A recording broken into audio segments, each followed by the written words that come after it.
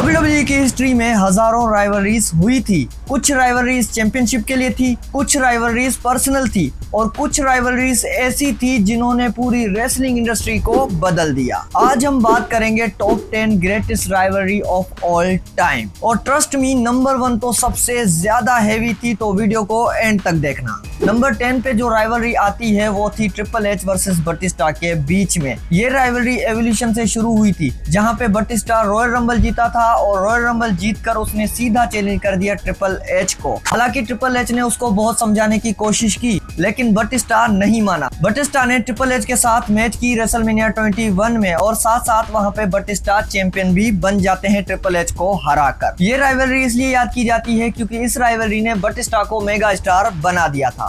Mega star की बात करें और ब्रोक लेसनर ना आए इस लिस्ट में हो ही नहीं सकता। अगली राइवलरी है ब्रोक लेसनर और कर्ट एंगल के बीच में। अगर आपको पावर और रेसलिंग स्किल देखनी है तो ये राइवलरी मिस मत करना। इन दोनों ने एक दूसरे को हर तरह से चैलेंज किया। इनका आयरन मैन मैच हो या फिर रेसलमेनिया क्लासिक एनकाउंटर, हर मैच फैंस को याद है। ये राइवलरी रूथलेस एग्रेशन एरा की सबसे बेस्ट राइवलरी मानी जाती है। बेस्ट की बात करें तो इसमें जॉन सीना कहां पीछे रहने वाला है। अगली राइवलरी की बात करें जो कि हुई थी जॉन सीना और एज के बीच में। ये राइवलरी शुरू हुई थी money in the bank cash in से। एज ने अपना money in the bank briefcase cash in करके सीना को शॉक कर दिया। उसके बाद तो भाई इनकी राइवलरी पूरी सालों तक चली। TLC अनफॉरगिवन हर इवेंट में इनका मैच हुआ। ये राइवलरी सिर्फ और सिर्फ चैंपियनशिप के लिए नहीं थी, ये राइवलरी दो अलग अलग पर्सनैलिटीज के बीच में थी। एक और पर्सनल राइवलरी की बात करते हैं जो कि हुई थी ट्रिपल एच और रैंडी ऑर्टन के बीच में। भाई साहब इस मैच में तो रैंडी ऑर्टन ने तबाही कर दी थी।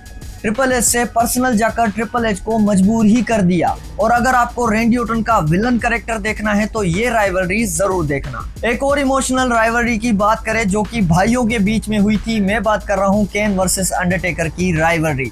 ये सिर्फ भाइयों के बीच में जंग नहीं थी भाई, ये WWE हिस्ट्री की सबसे इमोशनल स्टोरी थी और इनके बीच में एकदम इविल और खतरनाक तरीके के मैचेस हुए थे लिटरली, जिसको देखकर क्राउड टोटली शॉक हो जाता था। और शॉक तो CM पंक ने भी किया था जब CM पंक ने पाइप बॉम्ब प्रोमो दिया था। याद है आपको ये राइवलरी? मैं बात कर रहा हूँ जॉन सीना और CM पंक के बीच में जो राइवलरी हुई थी उसकी। ये राइवलरी थी WWE वर्सेस CM पंक के बीच में, जहाँ पे CM पंक अकेला खड़ा था, उसके साथ था क्राउड और WWE की दीवार बन के खड़ा था जॉन सीना।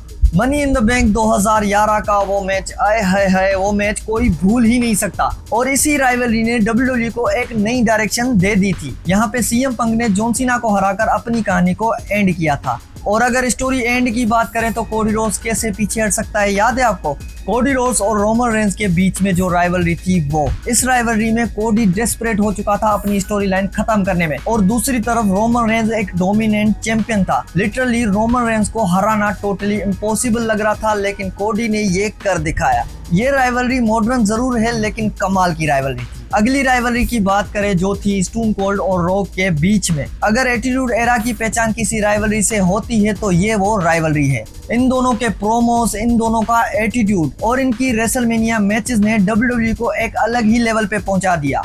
आज भी फैंस इन दोनों को WWE के सबसे बड़े आइकन मानते हैं। अब बात करते हैं नंबर 1 पे जो राइवलरी आती है अंडरटेकर वर्सेस शॉन माइकल के बीच में।